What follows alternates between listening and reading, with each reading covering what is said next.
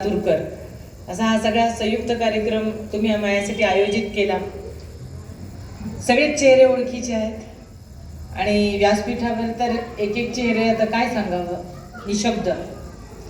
मी आले, मला असं वाटलं की मी यांचा फोन आला विवेकजींचा काल.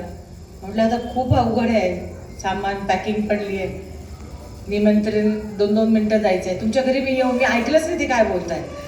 नाही मॅडम, आम्हाला पारिवारिक कार्यक्रम करायचा आहे. ठीक आहे म्हटलं, मला माहीत नव्हतं पारिवारिकची संकल्पना एवढी मोठी परिवार आहे.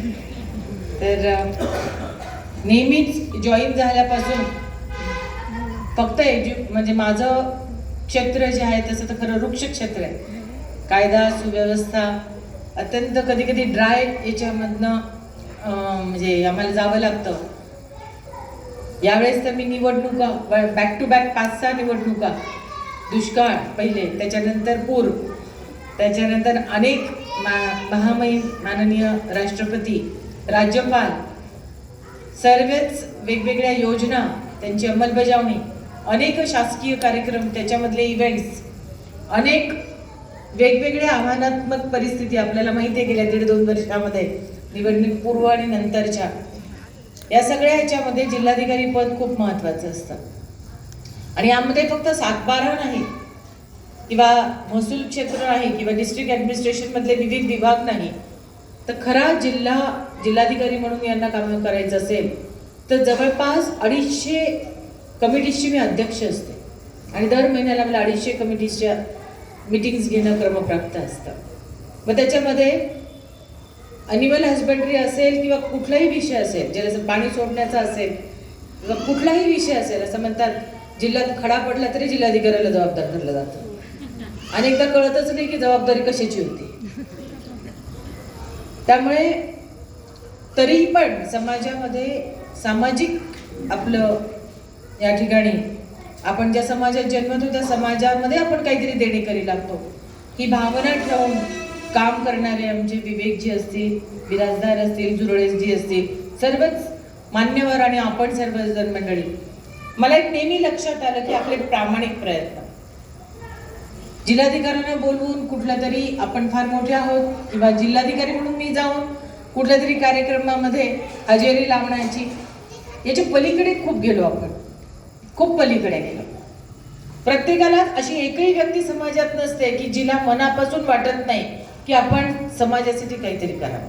काय करावं हे कळत नाही बऱ्याचदा, किंवा आपण जात आहोत तो रस्ता बरोबर आहे का हे कळत नाही. जेव्हा पूर होता तेव्हा अनेक लोक माझ्याकडे येत होतात, मॅडम आम्हाला मदत करायची आहे, पण मदत खऱ्या अर्थाने कशी करायची किंवा ती मदत तिथपर्यंत पोहोचेल का. असं नाही आहे की जी खूप श्रीमंत व्यक्ती त्यांनाच मदत करायची होती, ज्यांच्याकडे तुटपुंज होतं त्याच्यातले सुद्धा काही नाणे त्यांना देण्याची इच्छा आहे. आणि या सगळ्या कामकाजामध्ये मला लक्षात आलं की वेगवेगळ्या सामाजिक उपक्रमांमध्ये ही मंडळी काम करतायत. माझा खरं तर त्याच्यात सिंहाचा वाटा आहे, खूप बोलले. या सगळ्या ह्याच्यात मी फक्त त्या ठिकाणी टच किंवा तो सपोर्ट देण्याचं काम केलं.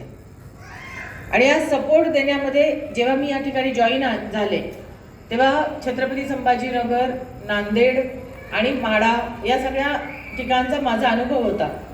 पण पहिल्यांदाच लातूरची पहिली महिला जिल्हाधिकारी म्हणून माझ्याकडे आपण सर्वजण लातूरकरच नव्हे तर सगळेच जण कशी काम करणार, हे सगळे आव्हानं कसे होणार, समाजामध्ये मिक्स होणार का, महिलांचा एक चौकट असते, या चौकटीमध्ये आपण त्यांना कशा प्रकारे इझिली ॲक्सेसिबल होणार का, अप्रोचेबल होणार का, की बोलताना एक झिजक राहणार का, आपले अप्रोचेस आपण त्यांना सांगू शकणार का, रात्री बेरात्रीच्या आव्हानात्मक परिस्थितीमध्ये या 7च्या नंतर 7च्या आत घरीची संकल्पना मोडून 7च्या नंतर रस्त्यावर जाऊन काम करणार का. असे अनेक प्रश्न मला वाटतं एका महिन्यातच संपले. जेव्हा मी पहिल्यांदाच सांगितलं की मी पहिले जिल्हाधिकारी आहे आणि त्याच्यानंतर महिला जिल्हाधिकारी असणं माझं ॲडिशनल फ्लेवर आहे आणि ते मला खूप आवडतं, कारण मी नेहमी महिला म्हणूनच कॅरी केलं. मी कधी पुरुष बनण्याचा प्रयत्न केला नाही, करणार पण नाही. कारण कणखरता आणि संवेदनशीलता या दोन्ही गोष्टी मला वाटतं खूप चांगल्या रीतीने आपण करू शकतो. जेव्हा पाहिजे तेव्हा तेवढंच कणखर येऊ शकतो आणि जिथे मायेचा टच आहे, ममत्व आहे, ते आपण त्या ठिकाणी लगेच त्या भूमिकेतही जाऊ शकतो. लातूरकरांना मला वाटलंच नाही, लातूरमध्ये आल्यानंतर पहिले तर बऱ्याचदा संभाजीनगर म्हणजे त्यावेळेस औरंगाबाद आणि नांदेड शब्द यायचा आणि माझ्या लोकांना फार राग यायचा, तरी विसरतच नाही येत. या नंतर जाणीवपूर्वक मी समोर अशी लिहायचे की आपल्याला लातूरमध्ये जिल्हाधिकारी, आपण हे शब्द 2 जिल्ह्याचे आपण, मग माझ्या लक्षात आलं की आपण यांच्यात मिसळलं पाहिजे. आणि हळूहळू माझ्या लक्षात आलं की वेगवेगळे उपक्रम करत असताना मीच लातूरकर कशी झाले हेच मला कळलं नाही. कारण लातूरच्या लोकांमध्ये खूप प्रामाणिकता आहे, त्याच्यामध्ये आर्टिफिशियल टच नाही आहे.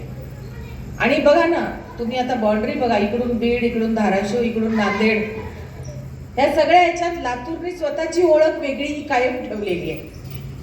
लातूरची संस्कृती, शांतता, सगळ्यांना आपलंसं करून घेण्याची वृत्ती, वेळ अमावस्या किंवा इतर संस्कृती तशीच जपणूक ठेवण्याची वृत्ती, लातूरची भाषा, लातूरची सुशीला,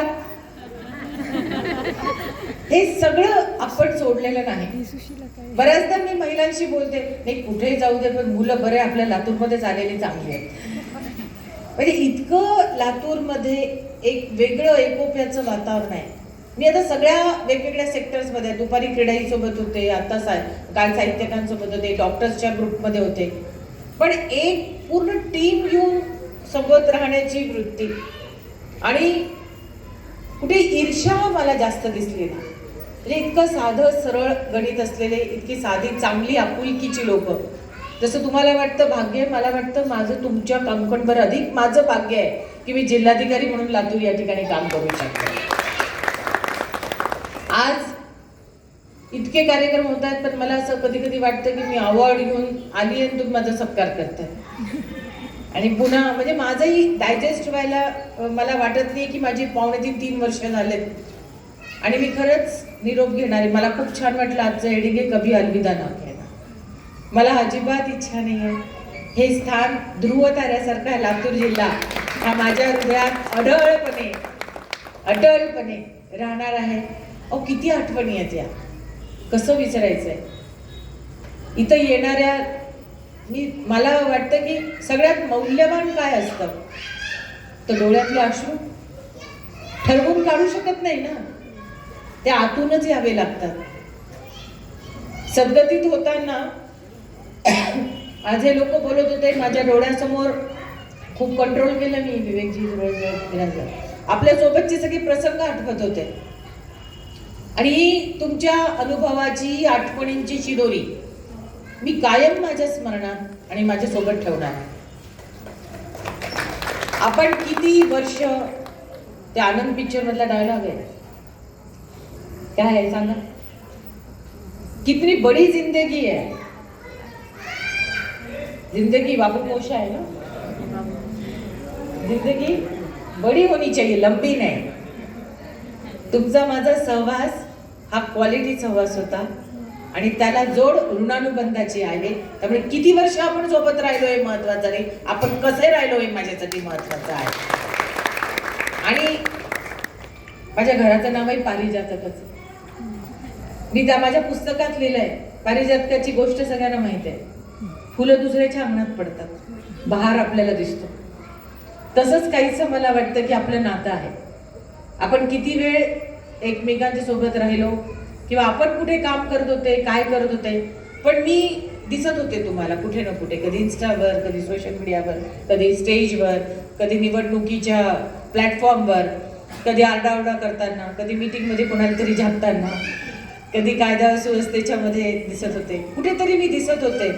आणि परिवारातल्या सगळ्यांना वाटत होतं अरे आहे आपल्या मेंबर, आपल्या कुटुंबातलीच ही मेंबर आहे, असं मला म्हणत होतं की मॅडम तुम्ही आम्हाला आमच्या कुटुंबातले वाटतात.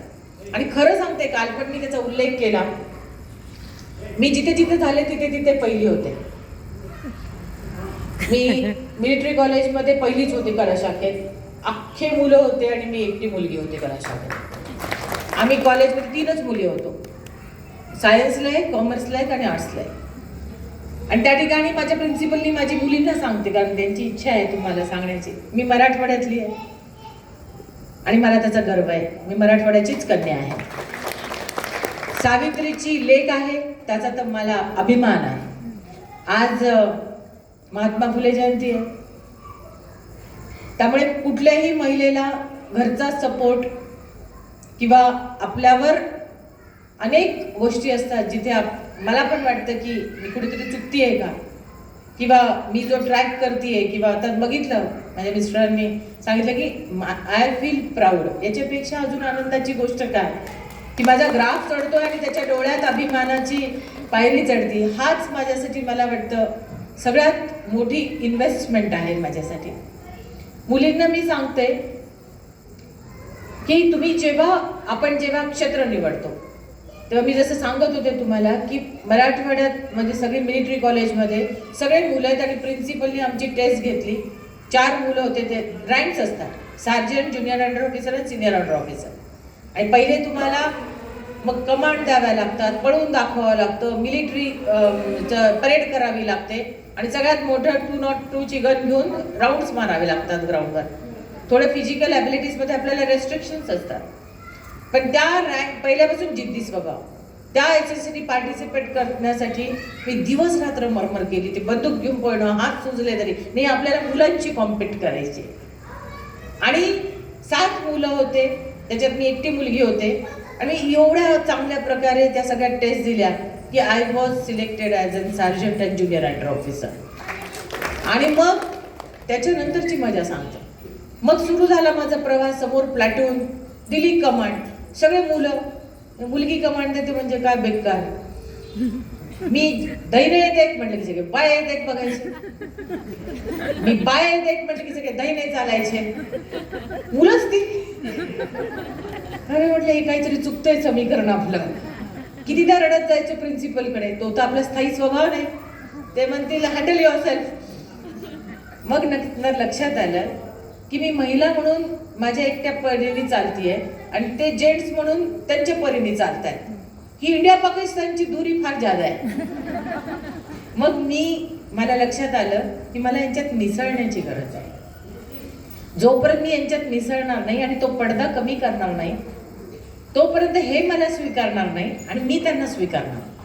मग मी त्यांच्याशी गप्पा मारायला लागले, मग मी बोलायला लागले. ते इझिली ॲक्सेप्टेड मी की ॲज अ मेंबर. आणि मग म्हणजे धैर्यच व्हायला लागलं आणि बाहेर जायला लागलं. तो माझ्या आयुष्यातला पहिला धडा होता की जर पुढे जायचं असेल तर जेंडर बेस जाता येणार नाही. पुढे जायचं असेल तर त्यांच्यात मिळून मिसळून आपल्याला त्याच पद्धतीने काम करावं लागेल. मग त्याच्यानंतर मी मराठवाड्यातली पहिली महिला उपजिल्हाधिकारी झाले.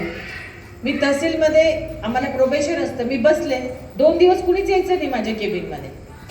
मला वाटलं की मी फार डिसिप्लिन्ड आहे का माझं काही चुकतंय की माझ्याकडे कुणीच येईना.